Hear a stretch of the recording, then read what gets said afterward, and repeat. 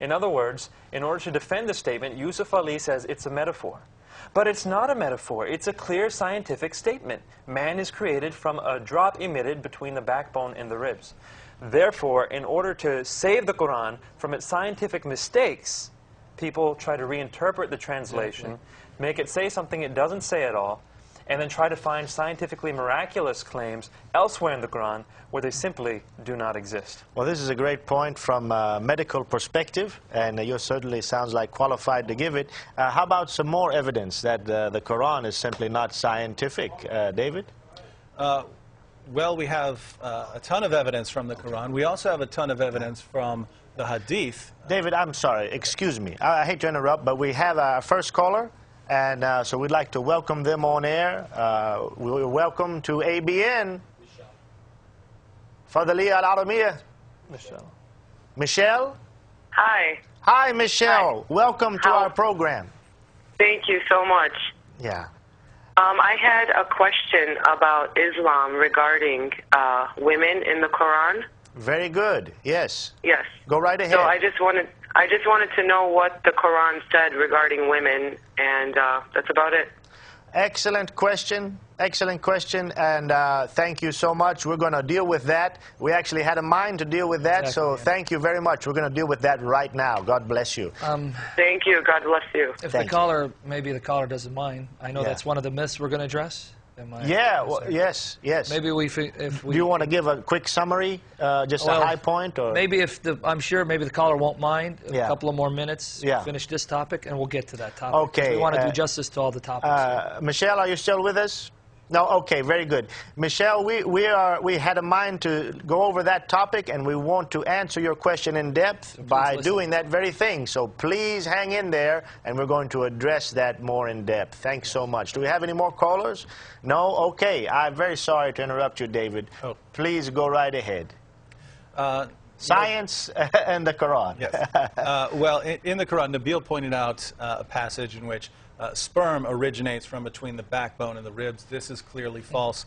When we turn to Surah 18, Ayah 86, we find a story about Dhu al-Qarnayn. Many Muslims believe him to be Alexander the Great. And we find that Dhu al-Qarnayn traveled so far west, he found the place where the sun sets. And according to Surah 1886 of your Quran, the sun sets in a pool of murky water. If you travel far enough west, you can reach this place. We also know from some commentary that goes back to Muhammad's companions that there were 180 pools out on the edge of the world, and that the sun went down into a different pool each day for a series of 180 days. Muslims can try to reinterpret this. They may try to say that this was only from Alexander's perspective, but this is not what the Quran says. It says he reached the place of the setting of the sun. So there is this place. We also know from a reference in Zamakhshari that Muhammad asked one of his companions, "Do you know where the sun sets?" He said, "You know better." And Muhammad said, "It sets in a pool of fetid slime, pool of murky water." So this is clearly an error. We have many other errors, many other errors. In Surah 67:5 of the Quran, we learn what stars are. According to the Quran, stars are missiles that God uses to shoot demons when they try to sneak into heaven. We have multiple references in the Quran that say this. We know from Al-Bukhari that one of the purposes of stars is to be missiles for when demons try to sneak into heaven. Now, this is a problem, because according to Muhammad, when you see a shooting star, we know this from Sahih Muslim, when you see a shooting star, it's because God has hurled a star at a demon. Wow. The problem here is that shooting stars aren't really stars. They're just little pieces of matter or little pebbles that hit our atmosphere. So these are all errors. When we turn to the Hadith, we find many more. We find Muhammad telling his followers that if they find a pool of water with a dead animal floating in it, it's okay to drink the water. No, it's not. You could die if you follow this principle.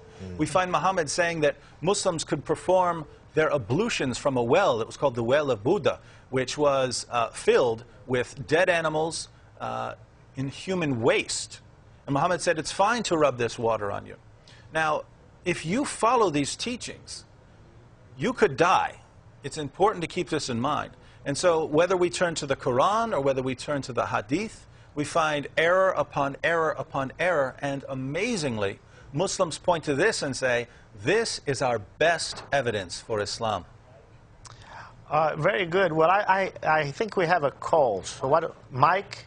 Oh, yes. All right, Mike, thank you for coming on our program. Welcome. Thank you. Yes. Thank you, sir. Yeah. I have to respond to the woman, the right of woman in the Quran. I have the Quran in my hand. I read Arabic and English at the same time. It's Surah An-Nisa, page 105, verse 34. I can read in English for you. Yeah. Go right ahead. Men are in charge of a woman. Okay. By right. What Allah, means God, has given one over the other, and what they spend for maintenance, for their wealth. So, right, let me hold a second, I cannot read itself. So, righteous women are devotedly obedient, okay? Guardian in their husband. Absent what Allah would have them guard. But, listen to this, but those wives from whom you fear arrogance, first advise them, then if they persist, forsake them in their bed, means you don't have sex with them anymore. Exactly. Then listen to this. Yes. Finally, strike them. You should strike the woman if she is not obedient to a man. Exactly. Very good. Now you speak Arabic. Tell us, Yes, sir. tell us the Arabic verb that is used for striking or beating. Let me see. I don't translate for myself. It's in the Quran. يعني ضربون ضربوهن أضربوا. أضربوا That means strike, means hit, means beat. beat. Now could that be translated as tap lightly on the shoulder in a nice way? No. Strike means if I want to strike your face, that does not mean I want to. I'm gonna strike you, means I'm gonna hit you, I'm gonna hurt you. Very good, very good. Thank you. And so your point is? Means also, not only that, God created man above woman. Yes. Means he's in charge of a woman. So number means one... a woman has no charge. Also, I can read more for you about... Okay. Okay, شكرا جزيلا. اسمح لي دقيقة. Number one, you're pointing to the verse that says that men can beat their wives in Islam. Yes. And this is sanctioned by the Quran.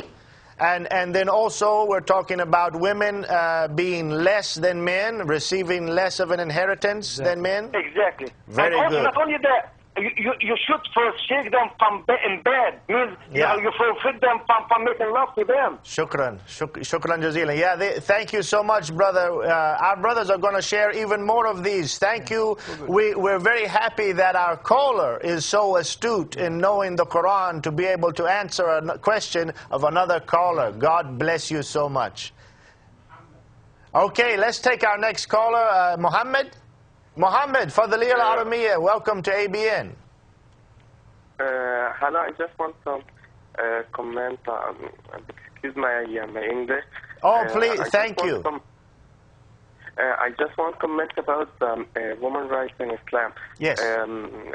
Actually, you did mention this point, and you mentioned the Surah 434 about beating women. Actually, in the translation, because my mother tongue is Arabic, it does not mention at all to lightly or not lightly in the original text, in the original Arabic text. And a second point in the women's rights in Islam, actually enforced... What was the first point about the Arabic word in beating lightly? Would you please repeat that? Yeah. It's idrubuhun. So it means to beat. It cannot be translated as to tap lightly on the shoulder. No, it does mention directly to beat. Okay. It does not mention to lightly or not lightly, or with mistake or not, or all of this stuff which they translated. Okay, yeah, Mohammed. Completely wrong.